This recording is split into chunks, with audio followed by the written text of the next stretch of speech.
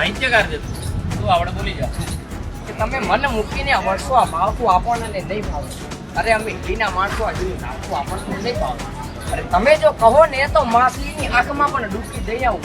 આ ચીચડું ચાબુકું અમને નહીં ભાવે. તમને મન મૂકીને વર્ષો આ માળખું આપણને નહીં ભાવે. કે આ ભારતની ભૂમ ધરા છે કેવી કે શબ્દ એક શોધો અને આખી સંહિતા નીકળે અને કુમો જ્યાં ખોદો ત્યાં સંહિતા નીકળે અને હા ફલક તાસીબ જ્યાં ધરાની કે સાહેબ મહાભારત વાવો અને ગીતા નીકળે. શબ્દ એક શોધો અને આખી સંહિતા નીકળે. કે મિત્રો હજુ રામને આ ધરા પર જન્મ લેવો છે, હજુ કૃષ્ણ કનૈયાને જન્મ લેવો છે, પણ એવી જન્મનારી જનતા ક્યાં મળે? અરે અને તમે કોઈ રામને નોતરું દેવા પરનો કૌશલ્યા, સીતાને સાદ ના કરવા તો જાનકીની છત્ર છાયા.